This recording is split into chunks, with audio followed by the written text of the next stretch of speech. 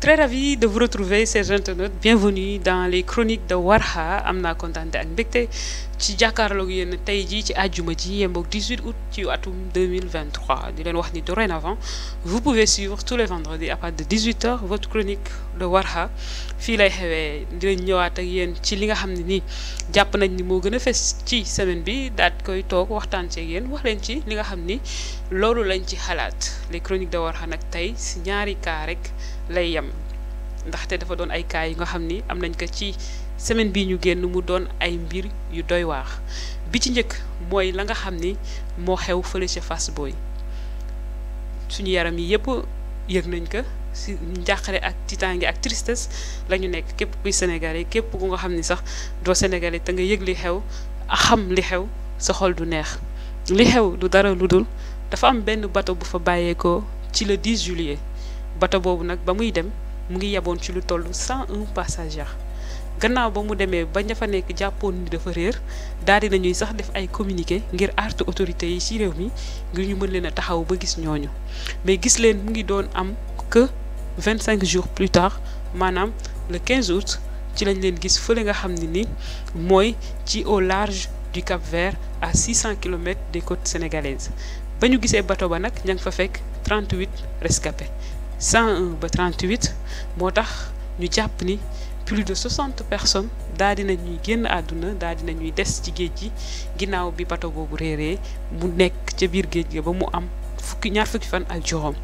loolu nag daal di def njàqare def métit aussi ci xolu ñëpp looloo taxoon ba fële ca Fass Boye semaine bi ñu génn ginnaaw bi ñu jooyee métitlu xale ya fa nekk daal dina ñuy jug saccagé yàq taal parce que jàpp nañ ni état taxaw ba mu leen waroon a taxaw pour ñu mën a teel a retrouver ñooñu bàyyeekoo ca réew moom defuñu ko looloo tax ñu ci bëri ñàkk seen bakkan mais itam leneen li nga xam ne ni seetlu nañ ko mooy ginnaaw fan yi la ñu génn état boobu di gouvernement bi daal di nañuy lancer benn programme bi nga xam ne liñ ci jublu mooy réduire drastiquement le phénomène de l'immigration irrégulière à l'horizon 2033 maanaam fii ak 10 ans jàpp nañ ni war nañ ko mën a réduire loolu nag ma ciy taxaw parce que seetlu naa ni at yi ñu génn yépp question wu immigration clandestine a été une actualité permanente fii ci Sénégal du am at du am weer du am ay fan yu ñuy génn te dégguñu ni am na ay bateau yu réer wala am na ay nit yu doon dem ñu ci bëri daal di ci ñàkk seeni bakkan lim ba sax yenn saa yi dafay dem ba jéggi dayoo parce que ñu ngi ñuy wax ni rek ni mercredi 19 juillet bii ñu génn les sauveteurs espagnols ont porté assistance à 82 personnes yu nga xam ni ci côte Sénégal gii la ñu bàyyeekoo ñu gisee leen fële ca Canaries semaine ba ca jiitu 41 migrants quitté woon nañ fii ci Sénégal débarqué ak seeni propres moyens ca fële nga xam ni mooy les plages de Tenerife nekk dans l'archipel espagnol le 28 juin ak le 9 juillet 260 Sénégalais en détresse ont été secourus dans les eaux territoriales marocaines ñu ni déetawaay bu ngeen fàttalikoo ci le 12 juillet ba la ñu génn benn naufrage amoon na yoo xam ne ni benn pirogue daal di woon nay chaviré fële ca large de Saint-Louis ba ñi nga xam ne ni génnoon nañ ci àdduna limba wees gënul yees lu tolloog ci fukki nit ak juróom ñu seetlu ni depuis fin juin 3 canaux composés de quelques 300 exilés sont portés disparus te fii ci Sénégal la ñu bàyyeekoo woon donc loolu yëpp nekk ay métit ay tiis nekk loo xam ne ni xamuñu sax naka lañ koy jooyee état ñëw mu ni li mu teg mooy programme boo xam ni dans 10 ans dañuy réduire drastiquement te avant 10 ans yi 5 ans yi ñu génn 20 ans yi ñu génn cette question nekkoon question bu permanente lu ñu fi dugal ci ay xaalis li ñu fi def ci ay mission def ko ci ay projet yooyu yëpp taxul mbir mi wàññeeku au contraire dafa gën a metti kon loolu tey ñun buñ ci taxawee seetlu est-ce que duñu ni projet yooyu noonu war nañ ko càmbaraat est-ce que duñu ni financement boobu ñu dugal ci question yooyu war nañ ko xoolaat ndaxte taxul benn yoon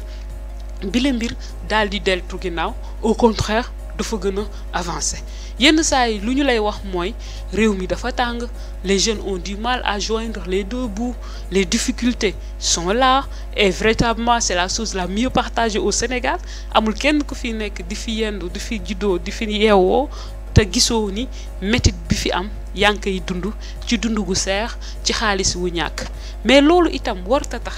ba ndaw yi war a jël seeni bakkan ni dañu koy dem jaayante ak géej gi ndaxte la ñuy gëm wala lañ leen di jaay muy ay rêve ba ñu jàpp ni bu ñu demee ca Europe seeni aajo dina faju la cay dëgg bariwul parce que ñun ñi ñëpp xam nañ les questions yi nga de l'immigration yi nekk fële ca Europe gis nañ les questions du racisme gis nañ xale yi lu ñuy amee difficulté pour mën a am liggéey gis nañ les questions des sans-abri difficulté yi ñuy dundee bu ñu demee bitim réew tool waxuma laak ñu dem ci anam yu nga xam ni amuñu këyit amuñu dara mais métit yooyu noonu yëpp xale yi gëmm ni jàpp nañ ni luñ fa mënti daj dara na leen ko l'essentiel bu ñu nekk Sénégal rek parce que jàpp nañ ni fii espoir amatu fi mais loolu nag war a interpeller l'État du Sénégal wala interpeller nos autorités compétentes pour que ñu xam ni dañu war a apporter des réponses concrètes visibles et palpables à cette situation-là parce que jeunes yi tey jàpp nañ ni kenn taxawatu leen étudiants yi foogatuñ ni bu ñu paree seen njàng dinañ am liggéey entrepreneurs yi ont du mal à joindre les deux bouts projet yu fi am c'est des projets des financements yu ñuy annoncé grand pompe te finalement ña ñu koy jox mooy la jeunesse politique mais loolu tam dañ ko war a waxaat xool ko vraiment ñu taxaw xam ni Sénégal suñu gaal gi dañ ko war a jooyaat juyanti ko et que les questions politiques rek du yooyu moo war a nekk tout le temps en actualité parce que les jeunes sont en train de mourir tey li ma film yëpp mu nekk li ñu xam nekk li ñu jot a yëg bokkul ak ba gaal yi dem te xëy na yëguñu ko bokkul ak tey lim bi bàyyeekoo Sénégal naax saay ci géej gi nit mënulaa wax lu mu toll te tey jii lim bi loo ko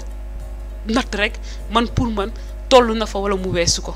taxul benn yoon ñu ni état d'urgence wala taxul benn yoon ñu ni day déclaration wala des décisions politiques yu mag yu dëgër yoo xam ne nii defoon nañ ko ci bi fi ay mbas amee wala leneen ak leneen parce que li xew nii géej gi di ko yóbbu si suñuy doom yi wala si suñuy rakk yi gëwuma ni mbas bi sax def na ko te ba léegi nii man gisuma ci décision bu concrète quoi donc ce mutisme entre guillemets de l'État du Sénégal des ministères compétents ou des ministères qui ont cette responsabilité-là man personnellement comprendre ma ko pour man il n'y a rien qui peut justifier ce comportement comme il n'y a rien aussi qui peut justifier le fait que les jeunes prennent les bateaux croyant que bu ñu demee ba génn dinañ ci génn parce que alal joo am xaalis boo am da nga koy am ci sa wér-gu-yaram parce que bu fekkee ni sax def nga aventure bi ba génn c'est sûr que ce que tu auras vécu comme dund ak comme ay jours yi nga def ci géej gi par force dina am comme impact ci sa état mental dina am impact ci sa santé mentale te boo yoree xaalis te sa wér-gu-yaram fekkeewu ko à quoi cet argent-là va te servir kon tey désespoir pour man warta tollu ci nga ni da ngay dem dund ak dee gënal la parce que ku jël gaal gi di dem xam nga ni mën nga dund xam nga ni mën nga dee si tu prends ça parce que am nga décision jël nga engagement ni je sais que je peux mourir mais je préfère mourir peut-être que de toog fii kon donc ñi dem ba ñàkk ci seen bakkan xamoon nañ ni mënoon nañu dee mais xëy na seen situation wala seen niveau de désespoir wala seen pression yi ñuy jël jaral na leen ba nga xam ni jàpp nañ ni option boobu moo fi desoon en parlant de pression aussi parce que ces jeunes là aujourd'hui bu ñu demee c'est parce que li ñu leen di jaay la li leen suñu médias yi di wan la li leen population bi di wax la li société bi di xaar ci ñoom la li waajur yi li famille yi li dëkkandoo yi di leen di gisee loolu la ani diw fu mu mujjee amul dara mu ngi toog fii jàmbat ji te mënoo faj dara nga nekk nit loolu itam mën na la motiver mais encore que pour man ce ne sont pas des raisons encore une fois valables et c'est moi qui le dis de ma position c'est vrai que dinañ ni la ci niveau de désespoir bi nit ki di mën a toll ba mën a jël gaal ni day dem foofu boo fa tollu tu ne peux pas expliquer et ça aussi je le comprends super bien mais tout en affirmant encore une fois que gisuma man raison bu valable ba nga war a mën a jël gaal ndax lañu lay jaay ci rêve parfois du doon lu ci bari du ci doon dëgg mais itam impact ya nga cay dund ci sa santé mentale pour man itam lu bari jaru ko kon daal ñu gën a góorgóorlu gën a xam ni itam bu ñu góorgóorloo yàlla jeexul te yoonu ndaw itam du gaaw et que metti na mais xëy na yàlla bàyyiwul jaamam vraiment ñaaxaat ndaw ñi ak jeunes yi nga xam ni xëy na dinañu am yooyu mbir ci seeni xel xamal ni leen du une bonne solution pour man ku lay wax ni c'est une bonne solution du une bonne solution pour man lii solution bi mooy jéem a góorgóorlu jéem a samp dara jéem ko jaayante ndaxte dara yombur ba yàlla ñëwal boppam et que itam état seen responsabilité la ngir ñu mën a joxat espoir cette jeunesse seen responsabilité la pour que ñu mën a créer ay conditions yu nga xam ni képp kuy ndaw ci réew mi nga am métier war nga mën a liggéey képp kuy ndaw ci réew mi nga bëgg a jàng métier war nga ko mën a jàng parce que ñun loolu la ñu seq ak état loolu la ñuy xaar ci ñoom ñu taxawuñu ba nga xamante ni nii li ñu bëgg dinañ ko am mais du vraiment li nga xam ne nii loolu la ñuy gis donc di massawu ñëpp ñi nga xam ni ña nga bàyyeekoo ca Fass Boye métti na parce que village bi ni mel du village bu rëy bu ci une soixantaine de personnes génnee àdduna ñëpp doon ay ndaw ña ca bëri peut-être doon ay góor kon village boobu ñàkk na bu baax a baax et que ñu ci bëri doon ay mbokk métti na parce que image yi ngay gis vidéo yi ngay gis métti na ba fu métti yam mais ñu sante ko yàlla muñal ko yàlla et puis wax ña ca des ni nañu gën a góorgóorlu xëy na yàlla dina ñëw waaye nag état du Sénégal war na gën a mën a taxawu jeunes yi gën a mën a taxawu ndaw ñi ba nga xamante ni nii lii dina génn suñu xel projet yi fi nekk initiative yi fi nekk ngelawaay ñu xoolaat vraiment nu ñuy approche yenn approche la ñuy développé waat ak laka la ñu war a jëlaat pour mën a étudier cas bi wala étudier situation bi pour mën a apporter des réponses yu mën a am impact parce que je peux dire que tout ce qu'on est en train de faire depuis gëwuma ni am na impact parce que taxul benn yoon cette question dellu ginnaaw dafa gën a bari dafa gën a fréquente te ay période la rek muy feeñ mais gëm naa ni de toute l'année c'est des pratiques qui se font parce que ndaw ñi dañu jàpp ni bu ñu demul kaaw rek du ñu mën a tekki alors que kaaw aujourd'hui ne fait plus rêver parce que itamit kaaw am na ay difficultés ya fa nekk yoo xam ni parfois toogoon sa réew sax dala koy gën a waaye su boobaa day fekk réew mi doon réew mu mën a jox espoir ay ndawam donc c'est les responsabilités sont partagées ñu gën a yaraat xale yi gën a conscientiser waat ndaw ñi état itam war a taxaw ba ca war parce que nag sentiruñ ko ne beneen bi mbokk yi muy beneen mbir muy li nga xam ni moo xew fii ci Castor di li ñu dippee histoire wala kaaw Mama Koundoul li xew mooy fan yee ñu génn dañu yeewu gis ku ñu defal affiche ni dañ ko enlever te dafa ëmboon ba am 9 mois un jour plus tard je pense kooku ñëwaat ni feeñ na waaye doom ja la ñu yóbbu maanaam ci liñ ko jàpp yépp dañu bàyyi ba mu wasin ña ko jàppoon yóbbul xale ba mais loolu bi ñu ko xoolee gis ko sax information boobu metti woon nañu ba ñun ñii sax newoon nañ